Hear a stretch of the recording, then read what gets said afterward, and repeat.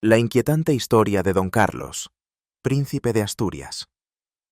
Marcado por una consanguinidad extrema, emocionalmente inestable, con anomalías físicas evidentes, y a pesar de todo, heredero del trono español, Don Carlos, príncipe de Asturias, protagoniza una historia perturbadora. Hijo de Felipe II de España, hijastro de María I de Inglaterra y descendiente de una familia donde los lazos de sangre se entrelazaban de manera alarmante, su comportamiento levantó preocupaciones desde su más tierna infancia. Con el paso del tiempo, sus acciones se volvieron tan problemáticas que su propio padre, el rey Felipe II, se vio obligado a tomar medidas extraordinarias que generaron un impacto profundo en las cortes de toda Europa, dejando a los nobles y diplomáticos en estado de conmoción. Acompáñanos para descubrir todos los detalles de esta fascinante y trágica historia, incluyendo cómo Don Carlos fue supuestamente beneficiario de un milagro extraordinario, cómo se convirtió en el centro de un trágico desenlace y qué relación tiene la ciudad de San Diego con los eventos que marcaron su vida. Don Carlos de España, príncipe de Asturias, vino al mundo el 8 de julio de 1545 en Valladolid, España. Su padre, quien más tarde se convertiría en Felipe II, aún no ocupaba el trono, pues su abuelo, el emperador Carlos V, seguía reinando. Su madre, María Manuela de Portugal, era una joven princesa de tan solo 17 años. Desafortunadamente para el pequeño Carlos, sus padres eran primos hermanos por partida doble, lo que significaba que compartían un 25% de su material genético, siendo biológicamente equivalentes a medio hermanos. Esta compleja red de consanguinidad se hace evidente al analizar su árbol genealógico, aunque representarlo resulta un desafío debido a la repetición de ancestros.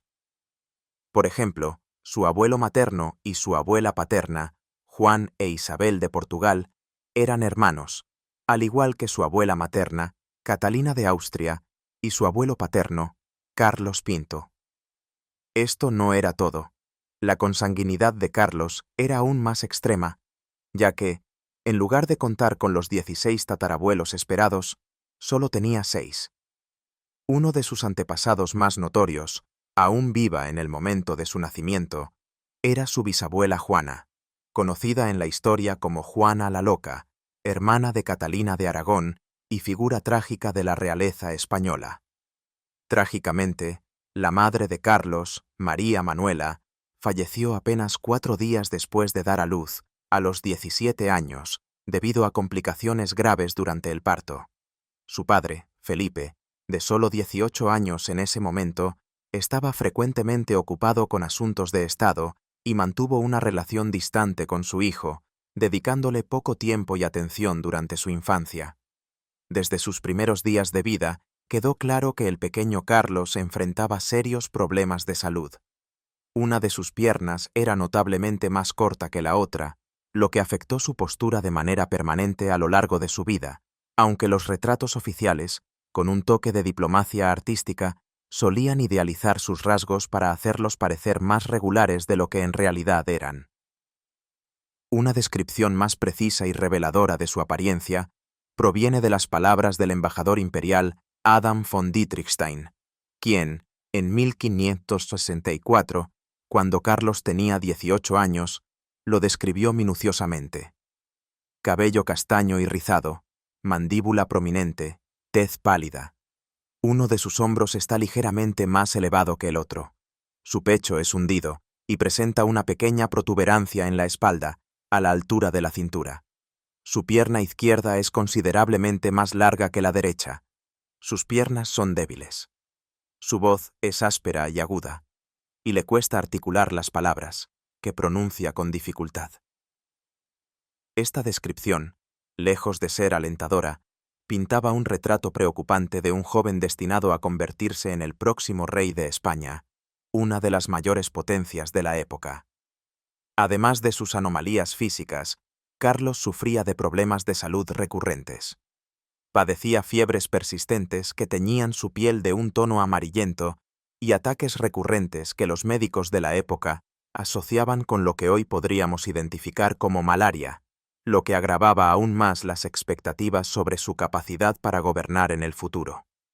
A pesar de sus evidentes problemas físicos, inicialmente no se cuestionaba que don Carlos, quien en ocasiones quedaba bajo el cuidado de sus tías, María y Juana, durante las frecuentes ausencias de su padre, Felipe II, sería el heredero del trono español y, como tal, recibía el trato correspondiente. Participaba en ceremonias públicas, como despedir y dar la bienvenida a su padre en sus numerosos viajes al extranjero, y era reconocido oficialmente como el sucesor de los reinos de Castilla y Aragón. Sus derechos de herencia fueron claramente definidos, aunque parcialmente restringidos en el tratado matrimonial entre su padre y María I de Inglaterra, con quien Felipe se casó en 1554, cuando Carlos tenía apenas 9 años. Si Felipe y María hubieran tenido un hijo, éste habría heredado los territorios de Borgoña y los Países Bajos, desplazando a Carlos en la línea sucesoria. María fue su madrastra durante 4 años, hasta su fallecimiento en 1558, pero Carlos nunca tuvo la oportunidad de conocerla en persona. También se discutían las perspectivas matrimoniales de Carlos. Se propuso a Isabel Tudor como posible esposa, aunque, considerando su conocida aversión al matrimonio, resulta difícil imaginar que ella hubiera aceptado a un príncipe católico español, 14 años menor, con anomalías físicas, rumores de inestabilidad emocional y, además, su sobrino político por alianza. No obstante, si el enlace se hubiera impulsado durante el reinado de su hermana María, Isabel podría no haber tenido el poder para rechazarlo. Otra candidata fue María, reina de Escocia, pero fue con Isabel de Valois, con quien Carlos se comprometió en 1559, solo para que su padre, Felipe, terminara desposando a la joven de 13 años en febrero de 1560, lo que generó una profunda frustración en Carlos. También se consideró un matrimonio con su prima, Ana de Austria, pero este nunca se materializó, y, de hecho, Felipe terminaría casándose con ella tras la muerte de Carlos, a pesar de que Ana era su sobrina. Un asunto que no exploraremos aquí, para no desviarnos de la narrativa principal. Más preocupantes que sus anomalías físicas eran los problemas de salud mental de Carlos. Desde su infancia, era evidente que no poseía estabilidad emocional. Cuando su abuelo, Carlos Pinto, abdicó en 1556, se encontró con Carlos camino al monasterio de Yuste, donde planeaba retirarse, y quedó profundamente decepcionado con el niño de 11 años. Además de sus limitaciones físicas, lo encontró maleducado, irrespetuoso hacia su tía Juana y con una educación notablemente deficiente. Incluso sugirió que el joven fuera confinado en Tordesillas, donde la madre de Carlos Pinto, Juana la Loca, había permanecido recluida durante medio siglo hasta su muerte el año anterior. Otros relatos de la juventud de Carlos describían su extrema dureza hacia animales y personas, desde actos crueles contra criaturas hasta obligar a un zapatero a destruir y consumir un par de zapatos que no eran de su agrado. Su glotonería y sus limitadas capacidades intelectuales también fueron objeto de comentario, y un observador veneciano señaló que no mostraba interés ni en estudiar ni en realizar actividad física alguna. Carlos solo parecía interesado en causar problemas a los demás. Era orgulloso, completamente incontrolable, y mostraba una clara incapacidad para desempeñar funciones reales. Su conducta, el 22 de febrero de 1560, durante la ceremonia de jura de lealtad de las Cortes, los nobles y las ciudades, resultó vergonzosa para su padre, pues se negó repetidamente a permitir que algunos nobles le besaran la mano, hasta que Felipe lo obligó a aceptarlo. El rey había contemplado nombrarlo gobernador de los Países Bajos, pero pronto quedó evidente que esta idea sería desastrosa. Carlos no estaba preparado para asumir ningún tipo de liderazgo, por lo que el cargo fue asignado a otra persona. A pesar de esto, Felipe mantenía la esperanza de que, con el tiempo y una educación más adecuada, su hijo pudiera mejorar. La posición dinástica de Carlos seguía asegurada, y fue enviado a la Universidad de Alcalá de Henares, acompañado de consejeros estatales, para guiarlo e instruirlo. Sin embargo, durante su estancia allí ocurrió un grave incidente que empeoró aún más su estado mental. El 19 de abril de 1562, mientras se dirigía a visitar a una criada, Carlos tropezó en las escaleras de su residencia y se golpeó la cabeza contra una puerta cerrada, perdiendo el conocimiento. Aunque algunos relatos indican que inicialmente permaneció consciente, pronto comenzó a sufrir fiebres intensas, dificultades motoras y entró en coma el 5 de mayo. Felipe acudió rápidamente a su lado y los médicos aplicaron diversos tratamientos tradicionales, como bálsamos, limpieza de la herida e intentaron realizar un procedimiento quirúrgico en la cabeza. Afortunadamente, el cráneo no presentaba daños. Otro tratamiento consistió en traer reliquias preservadas de Fray Diego, un santo local fallecido un siglo antes, notablemente bien conservadas, y colocarlas junto al príncipe inconsciente. Muchos atribuyeron su recuperación a un milagro, pues, aunque se creía que no había esperanza, Carlos comenzó a mejorar. Su pulso se fortaleció, despertó con claridad mental y para mediados de junio estaba nuevamente de pie. No está claro cuál fue su lesión exacta. Tal vez una conmoción cerebral o una inflamación leve pero seria. Si hay médicos entre los lectores, sería interesante conocer sus opiniones sobre qué pudo haber causado fiebre, coma y dificultades motoras. Fray Diego, a petición de Felipe, fue canonizado como Diego de Alcalá, y en su honor se nombró la ciudad estadounidense de San Diego. La recuperación de Carlos fue motivo de alegría tanto para su padre como para toda España, pero esa alegría se fue desvaneciendo con el tiempo, al quedar claro que su salud física y mental seguía siendo preocupante. El príncipe continuaba sufriendo intensas fiebres que inquietaban a sus médicos. Circulaban rumores sobre su posible impotencia, aunque mostraba un comportamiento impulsivo hacia las mujeres, como cuando intentaba besarlas en la calle sin previo aviso. Cabe recordar que su caída ocurrió mientras se dirigía a ver a una sirvienta. Otros aspectos resultaban aún más alarmantes. Por ejemplo, insistió en montar al caballo favorito de su padre, pese a la negativa del encargado, y lo trató con tal rudeza que el animal no sobrevivió. Además, mantenía una relación extrañamente cercana con su madrastra y antigua prometida, Isabel de Valois, al punto de que algunos autores posteriores llegaron a inventar historias de un romance entre ambos, aunque no existe evidencia real de ello. En otra ocasión, mientras caminaba por la calle, una pequeña cantidad de agua arrojada desde una ventana le cayó en la cabeza, lo que provocó una reacción desproporcionada.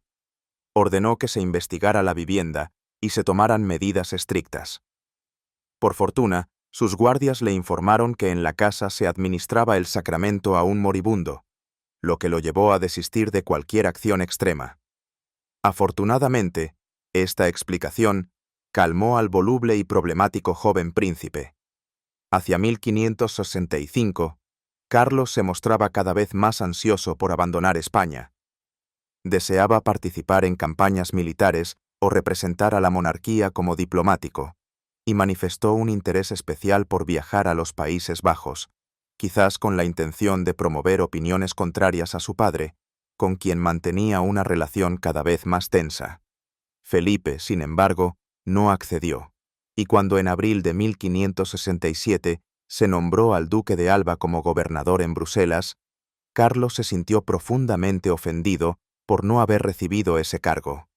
La situación se tornó tan tensa que, según algunos relatos, el príncipe llegó a confrontar al duque de forma física, mostrando una actitud impulsiva y agresiva.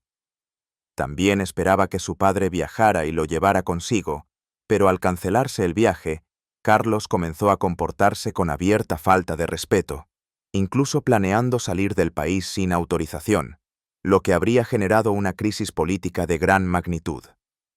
A su confesor llegó a insinuarle que tenía pensamientos muy oscuros sobre su padre. Cuando Felipe fue informado por su medio hermano, en Navidad de 1567, de que el príncipe planeaba huir a Italia, comenzó a considerar medidas serias. Al ver que la fuga era inminente, tomó una decisión sin precedentes. En la madrugada del 18 de enero de 1568, el rey, acompañado por 4 altos funcionarios y varios guardias, entró discretamente en la habitación de su hijo. Felipe vestía armadura y casco, una clara señal de que temía una posible reacción del príncipe. Retiraron silenciosamente todos los documentos y objetos peligrosos del cuarto. Al despertar, Carlos fue tranquilizado. No corría peligro, pero quedaba desde ese momento bajo arresto domiciliario. Suplicó no ser encerrado, pero su ruego no fue atendido. Todos los objetos pesados fueron retirados del lugar, probablemente para proteger tanto al príncipe como a sus cuidadores, y las ventanas se aseguraron con tablones. Posteriormente fue trasladado a una habitación aún más segura. Desde entonces, Carlos permaneció recluido en una torre del Alcázar, prácticamente en aislamiento, salvo por la presencia constante de guardias y visitas esporádicas de un médico o un barbero. Su acceso a la lectura se limitó a textos religiosos, y se le permitió escuchar misa a través de una pequeña abertura en la pared. No se puede subestimar lo impactante que fue este paso por parte de Felipe. En ese momento, no tenía otros hijos varones, solo 2 hijas pequeñas. Reconocer, aunque fuera en privado, que su heredero era tan inestable que representaba un riesgo para él y para el reino, y que no era apto para gobernar, habría sido una decisión difícil incluso para un padre moderno. En el siglo XVI era casi inaudito, y representaba una gran vergüenza para Felipe y toda la familia real, aunque seguramente muchos se sintieron aliviados de no tener que lidiar más con el temperamento impredecible de Carlos. La reina, por su parte, siempre lo había considerado amable, probablemente porque él sentía un afecto especial por ella, y lloró durante 2 días al recibir la noticia, hasta que su esposo le pidió que recuperara la compostura. Felipe trató de controlar la narrativa y minimizar la gravedad de los comportamientos de su hijo, informando al Papa que, a pesar de los rumores, Carlos no era hereje ni planeaba rebelarse, sino que simplemente, y cito, carecía totalmente de la capacidad necesaria para gobernar territorios. Según el rey, sus acciones se tomaron por el bien del reino y en servicio a Dios. A su hermana, la emperatriz María, confesó que esta decisión le había causado un profundo pesar. En otras cortes, donde no se comprendía del todo la seriedad de la situación, algunos creyeron que solo se trataba de una medida correctiva. Sin embargo, Felipe sabía desde el principio que su hijo no podía recuperarse y que esta decisión sería definitiva. Así lo expresó en una carta a su cuñado en mayo. Permaneció en Madrid, aparentemente temeroso de que un posible levantamiento intentara liberar a Carlos, y organizó un tribunal para justificar tanto la reclusión del príncipe como su exclusión de la sucesión. No obstante, los documentos que registraban los detalles de esta investigación se han perdido con el tiempo. Como resultado, el encierro no se prolongó por mucho tiempo, y la exclusión formal de la línea sucesoria acabó siendo innecesaria. Carlos, afectado tanto por el encierro como por su delicado estado emocional, comenzó a alternar entre dejar de comer y regresar a hábitos alimenticios excesivos. En una ocasión, incluso ingirió una de sus sortijas creyendo erróneamente que le haría daño, y cubrió su cama con nieve. Su estado de salud, ya frágil, se deterioró rápidamente, y en julio de 1568 enfermó gravemente. Felipe fue a verlo por última vez para darle su bendición, y Carlos falleció el día 24, con apenas 23 años. Fue enterrado con todos los honores reales en la iglesia de Santo Domingo en Madrid, y más tarde trasladado en 1573 a San Lorenzo, donde reposan la mayoría de los miembros de la realeza española.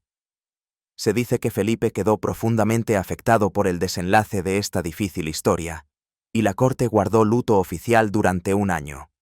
Más adelante, algunas versiones exageradas, que buscaban dañar la reputación del monarca, Afirmaron que el príncipe era en secreto protestante y que había sido eliminado por orden de su padre, aunque estas afirmaciones carecen de fundamento histórico.